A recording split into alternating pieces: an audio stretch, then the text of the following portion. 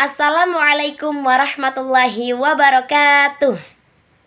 Perkenalkan, nama saya Ajeng Sapna Maharani, kelas 2151C, dengan NIM 2120501077.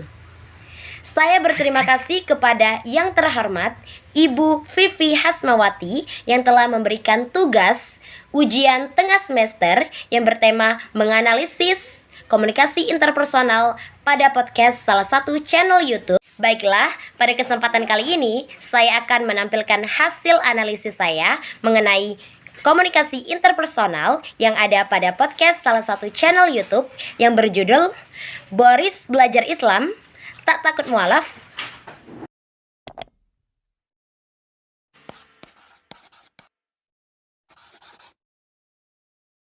Oke, gue lagi di studionya Boris. Awalnya sih beberapa hari lalu, tadi gue udah syuting konten di tempatnya Boris. Nah, Ya. beberapa hari lalu tuh Boris DM gue di Instagram. Betul. Bib, main ke studio dong, bikin konten kita. Pertama, adanya prinsip komunikasi interpersonal. Baik komunikator maupun komunikan menunjukkan sikap saling menghargai pada saat penyampaian pesan. Kemudian, komunikator juga mampu memberikan makna pada pesan yang disampaikan sehingga mudah dipahami oleh komunikan. Dan terdapat metakomunikasi yang mempengaruhi makna, di mana komunikator mampu untuk memberikan isyarat-isyarat pada pesan yang mudah dipahami oleh komunikan. Onat. Terus gue, Iya. wah, ini orang serius kayaknya gitu. Ketika Dikit lagi Pak, katanya. Kata Onat, dikit lagi kena kita Pak. Iya. Boris kenapa tiba-tiba ngomongin gue ya? Serius kayaknya dia. Ya karena di podcast itu tuh aku sama Ornat kan ngobrol. Terus ada cerita tentang Habib Iya. gitu. Ketika potongan itu naik di TikTok, kan ada saya tuh di tengah-tengahnya. Iya. Dan orang mulai menelaah, Boris kok Masya Allahnya lekoh banget. Selanjutnya, adanya tipe komunikasi verbal yang berlangsung dua arah di antara komunikator dan komunikan saling memberikan respon. Selanjutnya, adanya tipe komunikasi nonverbal, yaitu berupa kineksi yang ditunjukkan dengan adanya gerakan tangan dan ekspresi wajah, seperti tersenyum, gerakan mata, alis, dan sebagainya. Jadi alergi gitu. Ah. Oh enak ya, sejuk juga ya. Gitu. Oh iya. Nah, mungkin banyak orang yang melihat ini, aku aja biasa aja gitu. Oke. Kenapa kalian harus jadi wow gitu? Jangan jadi antipati gitu. Iya. Jadi kan ketika nanti di jalan ada yang denger lagu ini, oh ini Al-Itiraf. Kan jadi Iya. tahu. Jadi Bukan tahu. jadi apa ini gitu. Iya. Ketika Jumatan. Selanjutnya, terdapat rangkaian komunikasi, yaitu komunikasi IU, yang mana mengakui orang lain lebih dari sekedar objek, tapi sebagai manusia yang unik. Ada dong. Ada. Sampai kalau kita tuh nandainnya kayak inna kada turiful mi'al. Itu Iya. kayak pas itu kan itu siang buta itu ini udah mau mulai lagi nih. Ah. Menandainya dengan begitu. Iya. Gitu. Gila, itu innaka la tuhliful mi'ad. Iya, Hafal loh. Maksudnya kalau hafal azan, hafal surat-surat pendek masih ya biasa lah ya. Iya. Ini sampai hal-hal detail seperti itu loh. Karena dari kecil disuguhkan dengan yang begitu. Gitu. Nah. Berikutnya, terdapat upper yang mana komunikator menyampaikan nilai positif, rasa kagum terhadap komunikannya. Dia yang memprediksi bahwa itu di Bondowoso. Di Bondowoso. lokasi. Tapi gua yang orang Bondowoso enggak gitu. Biasa aja tempat-tempat yang mereka sebut tuh tempat main gua. Nah, mungkin gara-gara itu juga Bib, maksudnya aku terhadap Islam fine-fine aja, baik-baik aja. Mungkin karena dari kecil Emang kena. berteman dengan orang Islam pada umumnya gitu. Ya bisa dibilang yang Kristen aku doang. Tapi temenan sama semua orang Islam. Dari kecil. Kemudian, adanya intuisi, yakni dapat memuaskan orang lain karena ada interaksi, persamaan, dan saling berhubungan. Jadi seorang Kristen Iya. gitu. Dia tahu soalnya ini seminggu sekali aja, kadang nggak ke gereja. Iya, kadang nggak ke gereja. Apalagi ini. Setiap hari 5 kali. Itu yang saya pikirin waktu itu. Oke. Sehari 5 kali. Jadi Anda nggak masuk Islam hanya karena malas aja? Karena sehari 5 kalinya itu. Dia bilang, waduh ini berat juga ya, jadi orang Islam berat juga.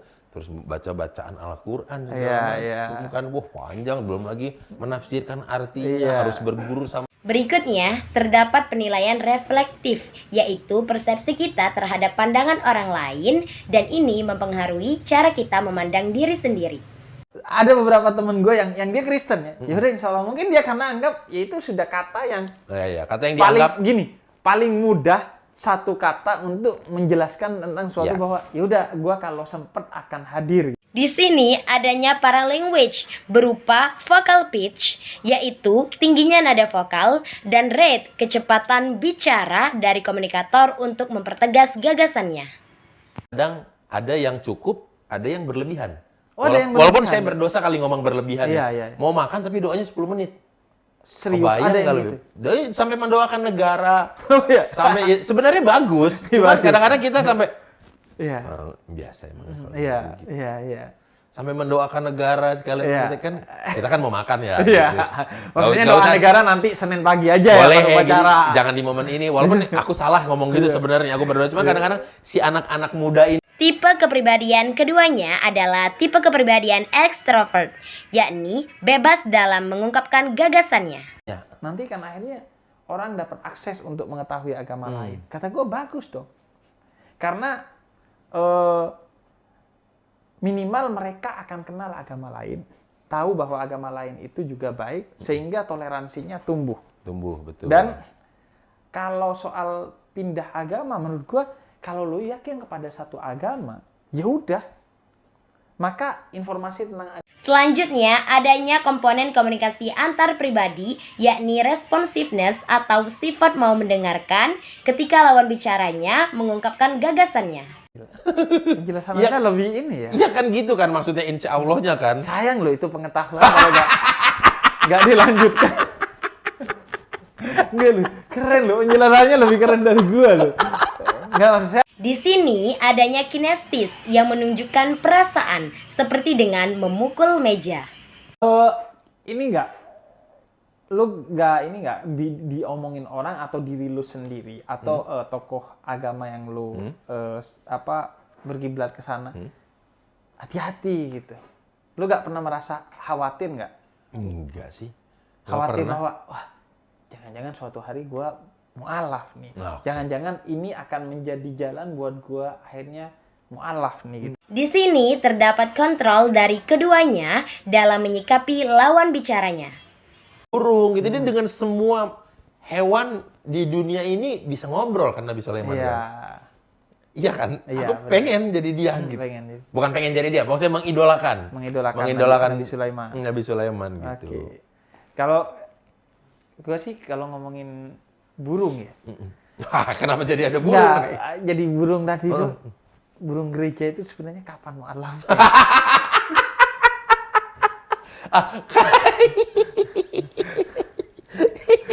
Mungkin di burung masjid kayak dia. Salah satu bentuk toleransi yang paling hakiki, burung gereja nongkrong di masjid. Gak diapa-apain, gak dirusuh-rusuhin, gak diapain. Nah, kalau ajaran. Kalau gue. Kemudian, adanya karakteristik hubungan berupa keramah tamahan dan tanggung jawab, yaitu berbagi gagasan perasaan secara bebas. Trigger ada di materi stand up-ku.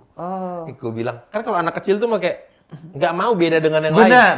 Gitu. Aku harus sama dengan yang lain. Bahkan dalam hobi. Iya. Aku tuh nggak suka main bola.